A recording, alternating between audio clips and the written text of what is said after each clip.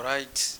Good afternoon, sport fans. Good afternoon, football lover. Welcome to Tuesday edition with Don Vansuco, the voice on the street, and this is Vansuco on the street football show. On today's menu, we'll be serving you match reviews. Don't forget, we are still on international duty from the UEFA qualification to CAF qualification, where Portugal will be in action today against North Macedonia. Poland will be playing against Sweden. And don't also forget the biggest match for today is the Super Eagles of Nigeria against the Black Stars of Ghana. But before then, I won't be doing this all alone. I've got by my side in person of Olaniyi Elijah. You can also call him the Prof. Prof, welcome to the show this afternoon. Yeah, I'm welcome. Thank you. Yeah, nice to see you on the show this afternoon. Let's start with the UEFA qualification. Portugal, after 3-1, after they defeated Turkey 3-1 last week, they were playing North Macedonia that knocked out the Italian team this evening. What can you say about this one? Do you see them repeating the same scoreline against Turkey? Okay. This game Portugal is playing is a very crucial one. It seals their qualification for Qatar 2022, and they should see it as a final.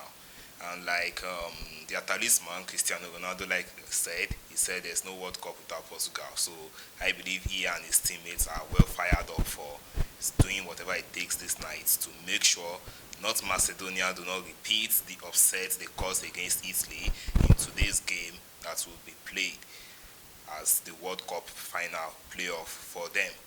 The Portuguese team. So they should do everything. I'm sure they're fired up to do everything necessary that it would take. So North Macedonia, this is the game of football. They'll be capable of causing an upset. No one saw that Italy game coming. No one saw it coming. So, but I believe Portugal have the wherewithal to knock out any form of upset that the North Macedonian team might cause. Let's see how it goes this evening. Portugal against North Macedonia. Another match coming up is Poland against Sweden. Your take on this one? Quick one. Poland against Sweden. Yeah, Poland with automatic qualification due to the Ukrainian issue, and then Sweden having to play a previous round in the qualifying to make sure they get to the stage. So it's going to be a tough ask. Robert Lewandowski's Poland versus the Swedish team, and I believe there's a lot in store for this night's game. So it is going to be a tough game with Qatar 2022 being the one at stake for both teams. So both teams would try to pull off everything in their power to make sure they qualify. Sweden have been present in the last World Cup, same as Poland. They're also in the last World Cup. So they would not want a situation whereby they are not in the same World Cup. So, but unfortunately, we can only have a winner. It's a game of football. Yeah, it's a game of football. Let's see how it goes coming this evening. Away from Europe, let's come to Africa, where Senegal will be playing the Egypt today. Do you see them overturning that deficit 1-0 against Egypt today? The Senegal game, the Teranga Lions versus the Egyptian team. Now, looking at the previous game they played, although I would say Egypt were fortunate to win that particular game, courtesy of Sisse's own goal. Yeah. As Egypt didn't really have much play in that particular game. So the game is still very much open. Let's look at it that way. It's still very much open, and Senegal can still pull off what is necessary. And they should make sure, since the away goal is still in place in these qualifications, they should put that at the back of their mind also and make sure they use it to their advantage and not to their demerit. So this game is still very much open despite Egypt winning the return leg earlier. It's still very much open, and Senegal should do everything they can to get into the World Cup. One thing about Aliou Cissé, the head coach of the Teranga Lions, he said something yesterday. He said to the government, motivate them, give us more fans. We need more fans. We need them to come to the stadium. We need to come and cheer us up. So let's see whether it will motivate the Teranga Lions of Senegal today. And another big match today is Algeria against Cameroon. After they defeated Cameroon in the first leg at their own backyard, now they'll be playing at home against Cameroon. So do you see them repeating what they did in the last match? Algeria versus Cameroon is a very interesting match to look out for today. the previous holder of the African Cup of Nations, and with them having their performance in the recently concluded African Cup of Nations, and we saw what they played in the World Cup qualifier, because it's the World Cup at stake, the biggest competition in football is one at stake. So, well, we could see that Algeria were able to pull an upset in the previous game, despite being at Cameroon's advantage, that is at their home ground. So, looking at this reverse fixture at Algeria, I think Algeria are the driving seat to get into the finals of the World Cup at Qatar.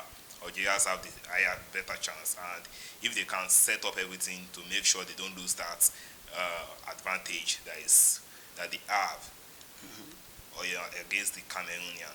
But I believe the Cameroonian too, they would eye the World Cup, so they have all left to play for. It's just a one-all game, and as we've seen in football recently, especially when we look at the UEFA Champions League, Real Madrid versus PSG, we see that a lot can be left to play for. Even in 10 minutes, even in 10 minutes of football, there's so much at stake. So let's watch out for that. So we should always watch out for that. So let's see how it goes. Cameroon against Algeria. They'll be playing away from home today after the loss to Algeria at their own backyard last week. Then another match, Tunisia against Mali. They defeated Mali away from home too last week. One goal to nothing. So let's see whether they will repeat the same thing today. But the biggest of all is the Super Eagles of Nigeria against the Black Stars of Ghana. After they drew 0-0 at Kumasi last week. Now they are coming to MKO Abiola Stadium in Abuja. So do you see Nigeria taking this one today? I'm pretty optimistic. Nigeria is taking this, and we are getting into the finals of the 2022 World Cup. So, who are you going for today? Do you still want us? Who do you want to be in between the stick for Nigeria? Do you still stick with Francis Uzo or Daniel Akpeyi? I will still stick with Francis Uzo. He made his performance the last time out was not. There was no blemish literally in this performance, so I believe you should still be given the run-in for the next game, so which is the game today. So you should still be between the sticks. So we complained about the midfield last week when they played Ghana 0-0. We complained there's no creativity, there is this, we need somebody that can create chances in the midfield. Do you think it is high time we put Kelechi Iheanacho on the bench, then bring in, maybe Aribo should play deep, then, or a table for me, because when he entered last week, he played very, very, very well last week. So do you think a table should replace Iheanacho today, then Aribo should withdraw back a little bit with Bonke? When we look at the midfield, like rightly said, the midfield in the reverse fixture at Kumasi Babaya Stadium was kind of lethargic with little urgency. They allowed the Ghanaian player to have a lot of the ball. They allowed them so much time and space, not pressing them necessarily and not creating effective combinations. And that absence of a number 10 was lacking in the previous game, where we need someone to create chances. Because when we look at the statistics of the previous game, we would see that Nigeria even had the better chances despite Ghana dominating more of the ball. So if we had such profiled players in our team, we would have used that to a very good effect. So in this game, Augustine Negwevon, he has a lot to do. A lot is left on the table as regards the tactical decision. So with looking at the press conference made earlier, Samuel Chukwueze and Innocent Bonke, he said he's not ready to raise them due to injury. Yes. So I'm looking at Peter Etebo, Ogeneka Etebo should come into that midfield. Then would likely be paired with Onyeka. Nigeria, when we look at the Nigerian team, we have a lot of players that are ready to fill in positions.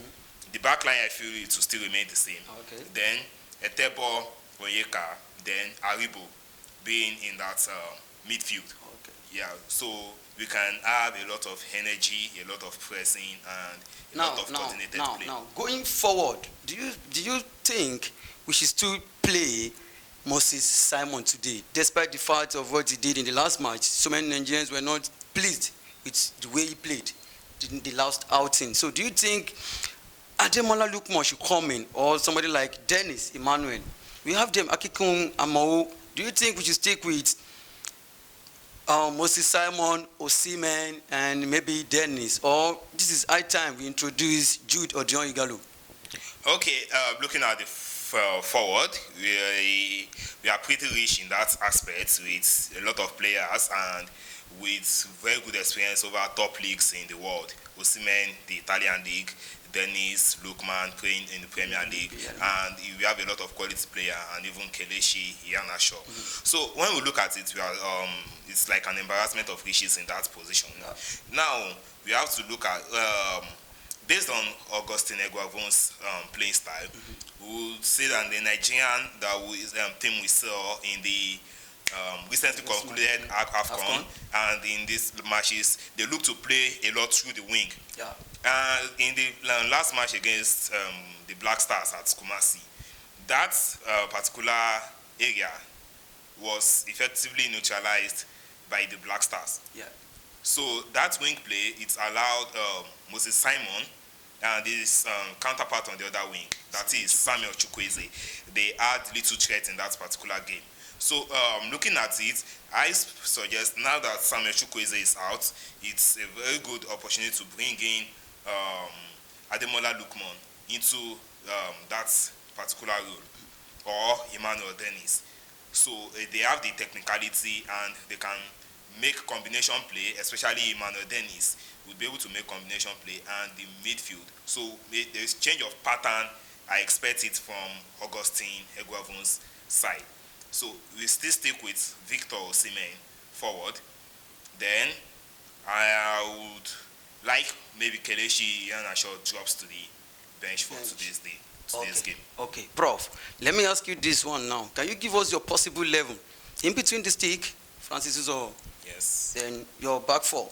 My back four, I will still go with the back four from the previous game. That is Olaina, Ekong, Leon Balogun, and Zanuse. Then in the midfield. In the midfield, I will be going for Peter Etebo and Onyeka William. And Onyeka. So up front. Then up front, Victor Osimhen. Joe Aribo completes the three-man midfield.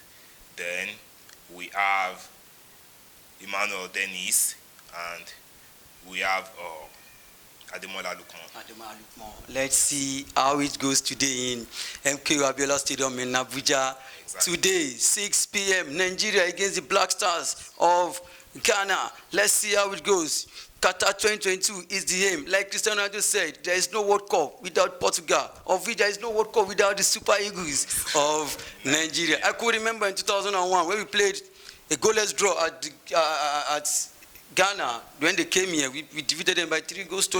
So it's a thing I'm expecting. I'm expecting a scoreline like that, because when it comes to round leather game in Africa, Nigeria, I don't know why. We used to be the giant of Africa before, but now it seems the giant in us has been you get. So let's just hope and pray that Nigeria win today against Ghana. So your prediction?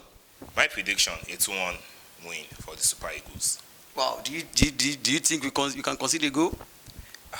Looking at it, the one reason why I'm looking at that is the Black Stars should have maybe trained a little more better, and the Nigerian defense is not really too good at playing out on the back. And coupled with the fact that when you look at the profile of players that were starting at the defense line, they've not really had enough minutes for at the club level. The match fitness, I still feel is still not 100% complete. So a likely lapse in concentration is the reason I'm putting that one goal considered differential. Wow, that's nice. All the way, Nigeria must qualify. Qatar 2022 is the aim. This is where we'll be hanging our boot today on Vansuco on the Street Football Show. I still remain my humble self, John Vansuco, and I'm with Olani Elijah. You can also call him Prof. Thanks for watching. See you guys after the match.